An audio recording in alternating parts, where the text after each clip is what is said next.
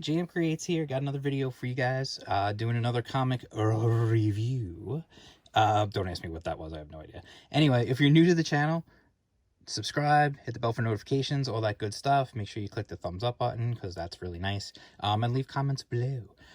So anyway, this is a review of Salty Roos #1. Are We There, Yeti?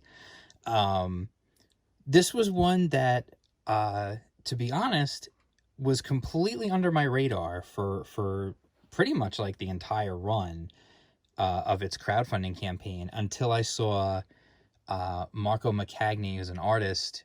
You might know him as the guy who's doing Monster MD, the art for Monster MD. He just tweeted, he's like, oh, I did a cover for this, check it out. And I looked at it and it just completely hit all the right notes for me.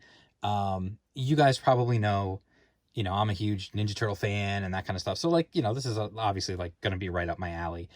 So anyway, if you're new to the channel, don't forget to subscribe, hit the bell for notifications, click the thumbs up button, all that good stuff. So anyway, this was a Kickstarter. And I've made my feelings known before. I prefer Indiegogo over Kickstarter for a variety of reasons, not the least of which is that just I prefer the user interface on Indiegogo over the user interface on Kickstarter. And also, this was something that happened with this book, and it's one of the things I don't particularly love about Kickstarter is they send out a survey. After you back something, you eventually get a survey in your email, and you won't get your reward shipped until you answer the survey. My survey email actually got filtered into my spam filter, so I almost would not have even gotten the book if I didn't find it and then, answer the update, answer the survey. So I just don't enjoy the way Kickstarter works. It feels way too clunky and dated. They really need to update the website, and I don't think that's going to happen anytime soon because now they're struggling with money and layoffs and all kinds of other stuff. So I don't know how that's going to end up in the future. I will back Kickstarters if something really, really gets my attention, and especially if it's only available on Kickstarter. So that's the story there between the two. So let's get into the book. The book is, like I said, Salty Roos #1. Now, I didn't know a whole lot about it, like I said, because I kind of came to it right near the end of its campaign. But man, I am so happy I got this book. Let me tell you. First of all, I'll just get into the quality of the book that was sent to me.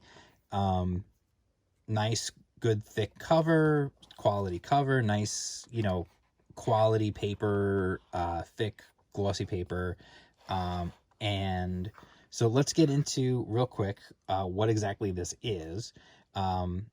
Salty Roos this is kind of, I'm not sure exactly how this went. I guess this guy created the characters and then hired people to do the writing and the art. So it was created by Eric Anderson. The script was by John Parrish. The art is by Diego Toro, who I'd never heard of before this, but honestly, really, really good. Colors are by Cote Carvajal. Letters, Christian Dokolomansky. And the editor was Nicole Dandria. And then the prologue right here by K.R. Conway. So essentially, it's kind of funny, like they write this thing here, but that tells you like their origin, but honestly, you don't really need it because it's right here, like they tell you. So I'm not really sure what the point of that was, but whatever, it is what it is. It's a little redundant, but not whatever. So first of all, I absolutely love the characters. I love this story is like classic comic, fun, silly, they are 3 surfers. It's Salty, Oliver, and Rodney. They're 3 surfers from Australia, and they're on their way to America for this huge surf contest over on the West Coast. And it looks like, I don't know if, it does not completely explain, like, did they sneak on board, or did they actually pay to go on board this ship?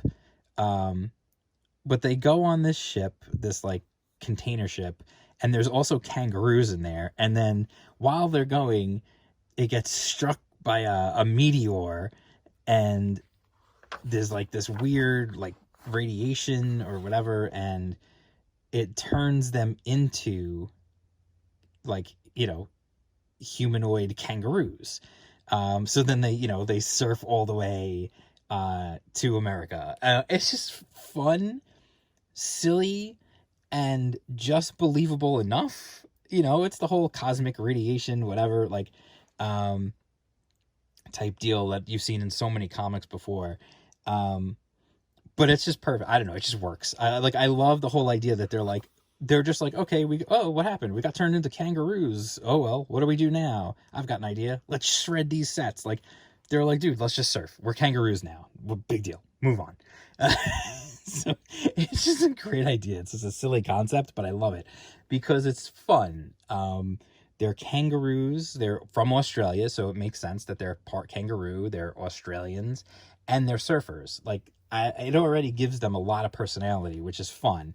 And then we get this scene here. We get into the story proper, where there's these two dudes who are out, like, they're out wandering around in the wilderness there, and they're looking for, like, proof of stuff, and then, like, they wind up taking this photo, and then you see, like, this great thing, like, he's taking the picture, and it's like there's a Yeti behind him, and so then they go missing, and then, ironically enough, the what's it called, the Salty Roos show up at the same place where those guys went missing on a vacation.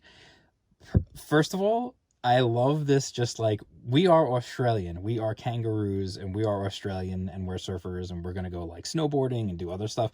And I love they're riding in the car, and he's just singing, can you hear the thunder? It's, I come from a land down under. That's what they're singing. Like, I just get this feeling that, like, they just listen to that song on repeat. Like, they just listen to that over and over again. Like, it's just fun. Like, they're silly, they're fun, but then, they find out actually about, like, that people went missing. They decide to go investigate, and then they actually come across this Yeti. And I just want to point out, I'm sure you've probably already seen for yourself now, the artwork in the book has such great personality. Just really, really great expressions on the characters' faces. Really nice art. Like, the kangaroos, like, they look, like, the Roos look, like, jacked. They look strong. They look powerful, but they also look fun.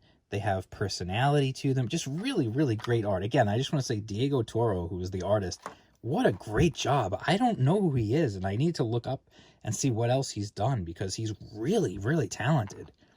So they find the Yeti, and I don't want to go into everything. I'm not going to give you the Yeti's backstory. You guys know I don't like to do a whole lot of spoilers and stuff. I like to just tell you what I think of the book, and whether it's good or not, and, if you should try and track it down and pick it up. 100%, I would absolutely recommend, if you can get a hold of this somehow, whether they do, I mean, the campaign is over, so, there's no other way to get it, like Kickstarter doesn't have an in-demand store like Indiegogo does.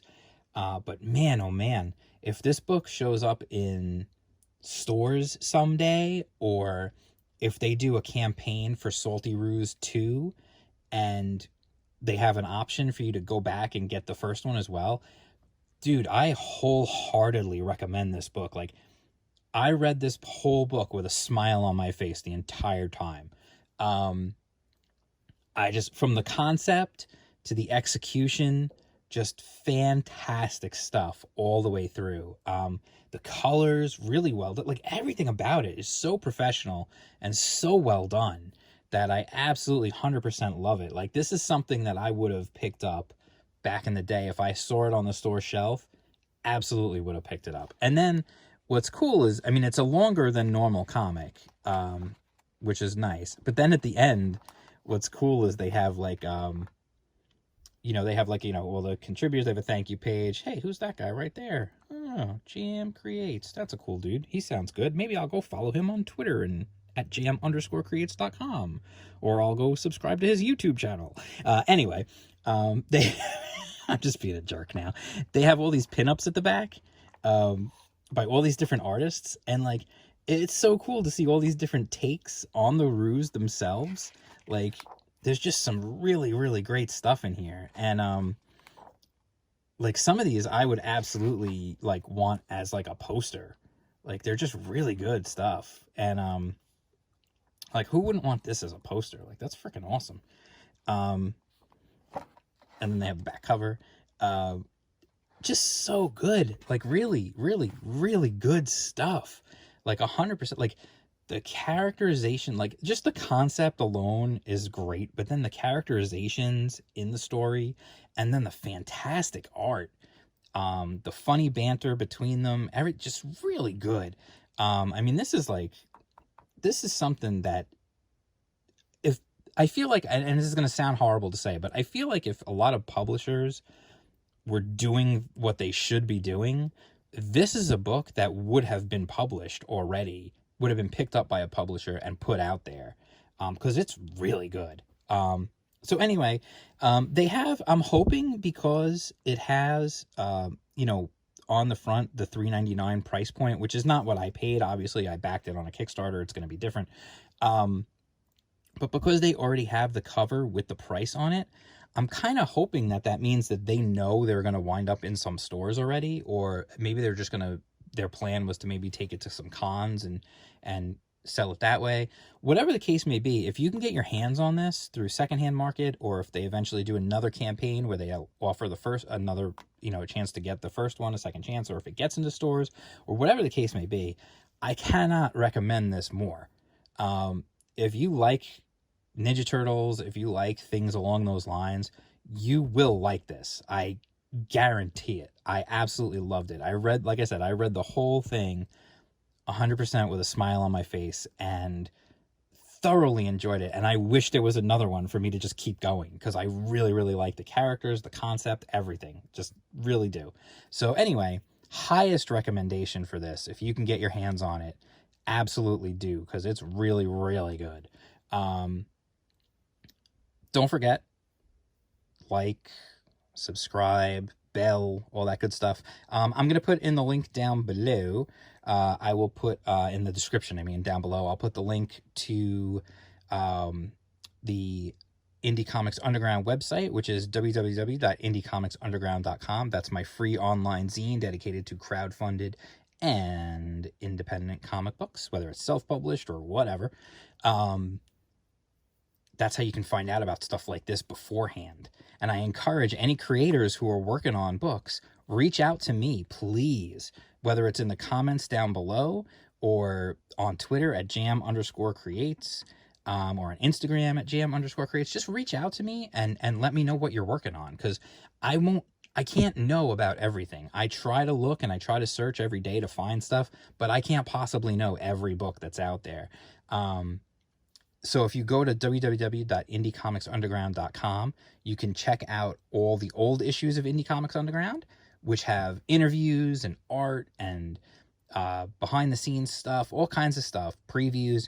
And then you'll also, while you're there, if you subscribe, you'll get the next issue before not before other subscribers, but before the rest of the internet gets it. Subscribers get it first in their email, and then it comes out to the wider internet. So if you're working on a book, if you're a creator, let me know, hit me up, dude. I do not mind. My DMs are open. Reach out to me. I've had a couple of creators reach out to me recently, and it's awesome. I love it. I love when people reach out to me, because it means you're trying to promote your book, and that's one of my tenets. You need to try to promote your book. If I reach out to you for an interview or something like that, and then you can't be bothered to answer my questions, I'm just trying to help you promote your book, dude. I don't owe you that. You owe it to yourself to respond, answer the questions, and I'm going to help you promote. So anyway, that's it. I'll talk to you guys soon, and peace out, mate.